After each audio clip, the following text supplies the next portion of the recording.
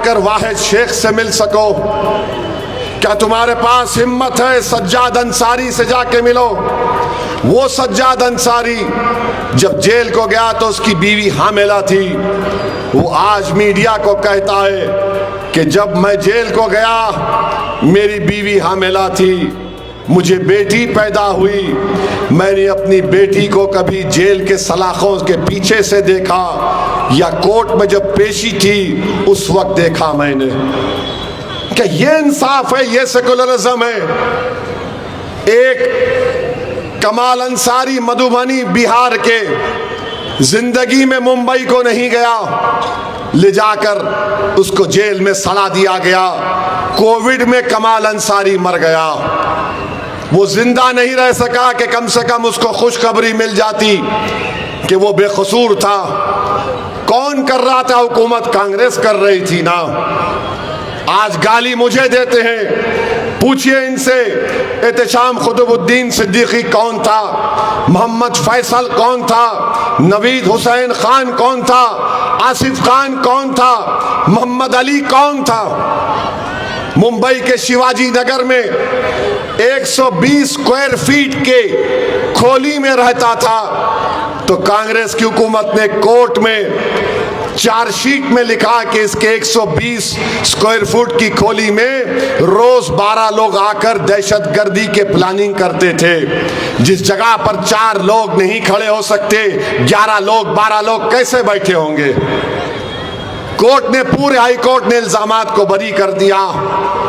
आज कांग्रेस पार्टी मुझ पर गाली देती है। बताओ, 185 लोग मारे गए, उनको नहीं मालूम किसने मारा। ये 11 मुसलमान, एक मर गया उसमें, 10 ये नहीं जान पा रहे कि हमने 19 साल क्यों खराब किए, क्यों खराब किए।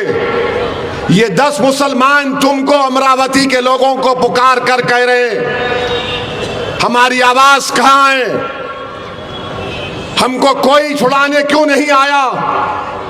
यही अमरावती में आज कोई वाकया हुआ, मैं नाम नहीं लेना चाहता, 3-3 साल से जेल में है। बताओ क्या होगा उनका? ट्रायल कोर्ट में केस क्यों नहीं चलता उनका? बेल क्यों नहीं मिलती उनको? और कोई उनके बारे में बात क्यों नहीं करता? मैं कर रहा हूं, किसी के बाप से बगैर डर के कह रहा हूं। कसूर यह है कि नाम मुसलमान है तो मुल्जिम है तो जेल में सड़ेगा। अरे ट्रायल चलाओ, दम है तो विटनेसेस को लाओ, चलाओ, डे टू डे ट्रायल चलाओ, मालूम हो जाएगा, दूध का दूध, पानी का पानी हो जाएगा। मगर नहीं बात करेंगे। ओवैसी भड़काऊ भाषण देता है। अरे जालिमों, पापियों, सच्चाई को बयान करना अगर भड़काऊ भाषण है तो पूरे भारत में दूंगा भड़काऊ भाषण। आप बताइए क्या हो रहा है, क्या हो रहा है? और फिर मुझे बड़ी बड़ी गालियां। ओवैसी ये है, अकोला में एक मौलाना आए थे जलगांव से, मौलाना बोल दिए कि मैं मजलिस को ही खत्म कर देता हूं। मौलाना कश्फो करामात है क्या आपके पास? उन्होंने बोले हैदराबाद से आए, उनको हम भिजा देंगे। वहां पे अकोला का वो उनका आमदार बोल रहा है कि हैदराबाद को नहीं जाने देंगे, हमारे पास पहलवान है, यहां पर भी पहलवान है। अरे आखिर किस्सा क्या है रे भाई? कोई तो खुश हो मुझसे। मर्द है तो कुछ नहीं, महिला है तो कुछ नहीं। मेरा हाल तो ऐसा हो गया, मेरा हाल तो ऐसा हो गया कि सबको एक ही मर्द नजर आ रहा है, हैंडसम मैं ही हूं खाली। हम पे कंकर। अरे कोई तो बोलो, तुम तो बोलो कि कोई पत्थर से ना मारे हमारे दीवाने को। हमको गाली दे रहे। अच्छा फिर आप देखो, सुप्रीम कोर्ट में 2 बच्चों की बेल नहीं हुई, 5.5 साल जेल में थे। आपको मालूम वो सुप्रीम कोर्ट ने कौन से कानून का हवाला देकर उन 2 नौजवान बच्चों को बेल नहीं दी? मालूम आपको? मेरे को मालूम। और ये कोई सेकुलरिज्म का नाम बोलने वाले बोलते नहीं हैं। सुप्रीम कोर्ट ने अनलॉफुल एक्टिविटीज प्रिवेंशन एक्ट के सेक्शन 15A का हवाला दिया, जिसमें कहा एनी अदर मीन्स। ये कानून कौन बनाए थे मालूम आपको? चिदम्बरम साहब, मनमोहन सिंह की हुकूमत थी। पूछो ये कांग्रेसी आएंगे ना, मालूम हुआ कि वो टुट्टा भी आएगा कल, पूछो उससे। खैर उसको तो बेचारे को मालूम ही नहीं। 15A बोले तो बोलेगा मैं 1 क्लास में था। ये कानून जब बन रहा था, चिदम्बरम कानून लाए थे, पूरी पार्लियामेंट में, मैं अपनी बड़ाई नहीं बयान कर रहा हूं, पूरी पार्लियामेंट में मैं अकेला था जिसने कहा था कि इस बाय एनी अदर मीन्स का इस्तेमाल पुलिस की तरफ से सिर्फ मुसलमान, दलित, आदिवासियों पर होगा, और जो पढ़े लिखे लोग हुकूमत की गलत पॉलिसियों को समझते उनके खिलाफ इस्तेमाल होगा। आज क्या हुआ आप देख रहे हैं। सुप्रीम कोर्ट ने कहा, इसी टेररिज्म का डेफिनेशन के तहत सुप्रीम कोर्ट ने कहा इन 2 बच्चों को बेल नहीं मिल सकती। और बेशर्मी की हद है कांग्रेस वालों की। और ये बेल मिलना था इनको, क्यों नहीं मिली? अरे कभी आईने में चेहरा देखो, कितना बदनुमा नजर आता है। तुमने कानून बनाया, तुमने कानून बनाया। मैं पुकार रहा था पार्लियामेंट में, मत बनाओ, मत बनाओ। आपको मालूम इस कानून में UAPA में किसी को पकड़ लिया जाता है तो पुलिस 180 दिन का डिटेंशन रख सकती है। 180 डेज,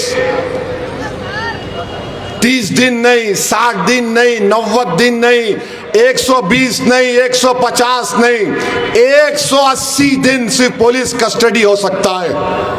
कौन बनाए? ये कांग्रेस वाले बनाए। पूछो अपने आप से, वो जो 19 साल जेल में सड़ गए, वो जो बच्चे 5.5 साल से जेल में हैं, वो जो भीमा कोरेगांव के केस में स्टैन स्वामी, जो 85 साल का बूढ़ा, जो पुलिस को जेल के अथॉरिटीज को लिख के दिया कि मैं हाथ से पानी नहीं पी सकता, मेरे को स्ट्रॉ दो, जेल में मर गया वो। और आज आप हमको गाली देते। 2019 में अमित शाह UAPA कानून को और गंदा किए। किसने सपोर्ट किया? किसने सपोर्ट किया मालूम आपको? नहीं जानते हाथ उठाओ, शर्माओ मत। जो नहीं जानते किसने तायीद की उसकी, पूरे उठाओ। जो जानते हाथ उठाओ। तो नहीं जानते पूरे हाथ उठाओ, मैं बोलूंगा क्यों। हाथ उठाओ पूरे। अब ये हाथ का तुमको वास्ता दे रहा हूं, तुम हाथ को वोट नहीं देना। यही हाथ वालों ने 2019 में मोदी के कानून की तायीद की थी। जाकर उठाकर देख लो 2019 UAPA अमेंडमेंट। मैं पार्लियामेंट में खड़े होकर इन कांग्रेसियों को देख के बोला, मैं अल्लाह से दुआ करता हूं कि तुम भी जेल में जाकर सड़ना, तुमको मालूम होगा मेरा गम क्या होता है। तो पूरे कांग्रेस के लोग खड़े हो गए, हमको बोले, हमको बोले। मिला हो तुमको ही बोला, क्या करते? वो बीजेपी वालों को समझ में नहीं आ रहा, इन्हें हमारे पे कभी गुस्सा निकाल रहा, कभी इन पे निकाल रहा, हो रहा क्या? मैं बता दिया कि कांग्रेस उस दिन उस गंदे कानून के हक में वोट दिया, और उसी कानून की वजह से 2019 का UAPA कानून, 2008 का चिदम्बरम का UAPA कानून मिलकर आज मासूम लोगों की जानों को बर्बाद कर रहा है। यकीनन हम दहशतगर्दी के खिलाफ हैं। इस्लाम आया तो दहशतगर्दी को मिटाने आया। इस्लाम आया तो अबू जहल टेररिस्ट का खात्मा हुआ। इस्लाम आया तो अबू लहब के टेररिज्म का खात्मा हुआ। हम तो टेररिज्म को खत्म करना चाहते हैं, मगर तुम गंदे कानून बना बना कर। और स्पीकर, जब मैं उस अमेंडमेंट जो अमित शाह लेकर आए थे, मैं नोटिस दिया कि मैं इसके खिलाफ वोट का मुतालबा किया। मैं वोट का मुतालबा कर रहा था ताकि कम से कम इन कांग्रेस वालों में गीरत पैदा हो जाए। आपको मालूम, हर उस पर मैं वोट पूछ रहा था, सिर्फ 2 लोग उस कानून के खिलाफ वोट दे रहे थे, एक ओवैसी और दूसरा इम्तियाज जलील, और ये कांग्रेस वाले मोदी के साथ वोट डाल रहे थे। मैं चैलेंज कर रहा हूं कांग्रेस पार्टी को, बोलो मैं सच बोल रहा हूं नहीं बोल रहा हूं। तुम आज आकर हमसे भीख मांगते हो, हमारे बच्चों की जिंदगियां बर्बाद हो गई। ये सच्चाई को बयान करना इनको तकलीफ होती है। तो याद रखिए, अपने वोट का सही इस्तेमाल करिए। और मैं कांग्रेसी लोगों से, ये नाम निहाद सेकुलर कायदीन से कहना चाह रहा हूं, किसी शायर ने अच्छा कहा था, और उनसे भी कहना चाह रहा हूं जो आजकल ज्यादा मेहरबान है, जबान काट लो लहजा नहीं बदलेगा। जबान काट लो लहजा नहीं बदलेगा। तुम्हारी सोच के सांचे में ढल नहीं सकता। मुझे भी मोम का पुतला समझ रहे हो क्या? तुम्हारी लो से ये लोहा पिघल नहीं सकता। तो मेरे अजीज दोस्तों और बुजुर्गों, 15 तारीख के दिन पतंग के निशान पर बटन दबाएंगे नहीं दबाएंगे? और माशाल्लाह से पाना अपना काम कर रहा है। पाना जो है ना, मोदी जी के नटों को, बोल्टों को हिला कर रहा है। तब समझ में नहीं आ रहा पाने का इस्तेमाल कैसे करना। ये खुदा का निजाम है। अब पाना क्या करेगा नहीं मालूम, मगर आपको अपने वोट का सही इस्तेमाल करना है। पतंग के निशान पर बटन दबाना है। और यहाँ यूसुफ कुंजानी साहब बोले, साहब जरा वो घड़ी पे भी बोल दो। इन्हों आए हैं, मोदी का साथ दे रहे हैं, चिचा को धोखा दे दिए, मोदी का साथ दे रहे हैं। वक्फ का काला कानून जो संविधान के खिलाफ है, उसमें आपने मोदी के इस काले कानून के हक में वोट दिया। अब इनके लोग गले में पट्टा डालकर अपने चेहरे को छुपा रहे हैं। अरे तुम अपने चेहरे पर मोदी का मास्क लगा कर आओ। तुम मोदी के नाम पर वोट ले रहे हो। अजीत पवार को वोट देने का मतलब यह है कि मोदी को वोट देना। क्या आप मोदी को वोट देंगे? जरा जोर से बोलो। दोनों है ना यहाँ पे, एक विधानसभा के है, एक क्या है, उन्होंने आमदार है। दोनों को मालूम होना कि आप मोदी को वोट देने वाले हैं। ये बात 15 तारीख को आपको दिखाना पड़ेगा इंशाअल्लाह ताला। और पूरी ताकत के साथ अपने वोट का इस्तेमाल करिए। डरने और घबराने की जरूरत नहीं है। आप ये बताइए कि अमरावती में पेट्रोल की कीमत क्या है?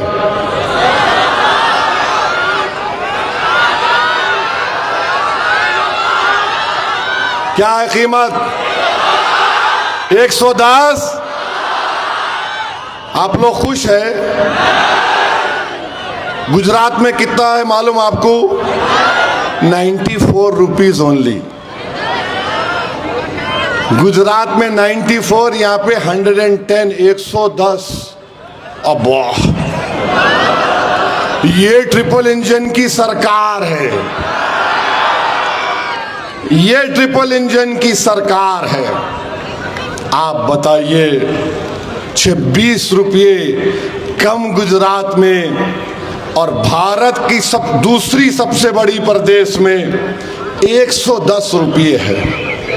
क्या करेंगे आप? क्या आपको तकलीफ नहीं हो रही है? अच्छा, जब से बीजेपी आई, एक सवाल का जवाब दो आप।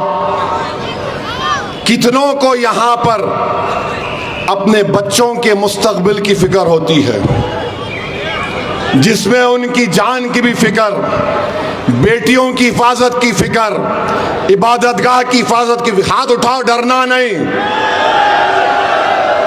डरेंगे तो मर जाएंगे। हाथ उठाओ। फिर ये कौन सा राज कर रहे? सबका साथ, सबका विकास, सबका विश्वास। मेरे भाई, मैं आपको ये कह रहा हूं कि डरना अगर है तो अल्लाह से डरो, किसी हुक्मरान से डरने की जरूरत नहीं है। इंशाअल्लाह ताला हम भारत के बाइज्जत नागरिक हैं। संविधान जिसको बाबा साहिब ने बनाया वो राइट टू इक्वालिटी की बात करता है। और याद रखो, तुम खत्म होने नहीं आए हो इस दुनिया में। जब तक तुम और हम जिंदा रहेंगे, दुनिया बाकी रहेगी। जब तक मोहम्मद मुस्तफ़ा सल्लल्लाहु अलैहि वसल्लम का उम्मती जिंदा रहेगा, अल्लाह उस वक्त तक क़यामत को नहीं भिजाएगा जब हम नहीं तो दुनिया नहीं। याद रखो मेरी इस बात को। तारीख को पढ़ो, तारीख को पढ़ो। आज जो लोग जुल्म कर रहे हैं, जबर कर रहे हैं, कल ये मिट जाएंगे सफ़े हस्ती से। नाम रहेगा तो अल्लाह का रहेगा, नाम रहेगा तो हमारा रहेगा।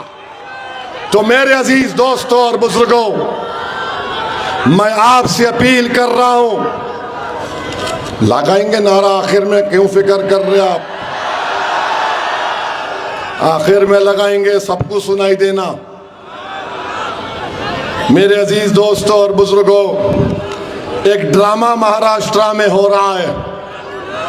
मुंबई में बैठकर देवेंद्र फडणवीस, शिंदे, अजीत पवार बैठकर मुंबई में वड़ा पाव भी खा ले रहे, मलाई भी खा ले रहे, और बेचारा किसान खुदकुशी कर रहा है। नौजवान बेरोजगार हो गया। अब नगर पालिका के चुनाव आए तो तीनों क्या करे? एक दूसरे की पीठ, इधर एक इधर एक उधर। हम लोग हैदराबाद में बोलते, तू मेरी पीठ खुजा, मैं तेरी पीठ खुजाता हूं। आप बताओ ये क्या ड्रामा है? महाराष्ट्र की जनता बिहार के बाद बड़ी बाशऊर जनता है, सियासत को बड़ी करीब से देखती है। मैं आपसे अपील कर रहा हूं कि आप इनके साजिश का शिकार मत हो जाइए। अपने वोट का इस्तेमाल सही तरीके से करिए।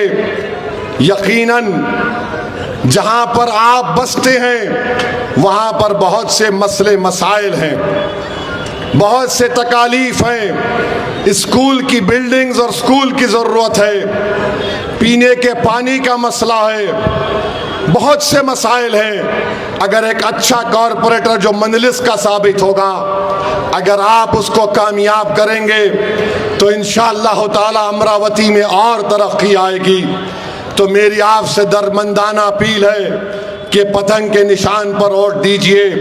और ये जो बीजेपी वाले आजकल बहुत बातें कर रहे हैं, मेरे कपड़ों के बारे में बात कर रहे हैं आजकल, ये क्या है ना? आपको मालूम, नाथूराम गोडसे औरतों से बड़ा चमकता था। नाथूराम गोडसे उन्हों उधर थे,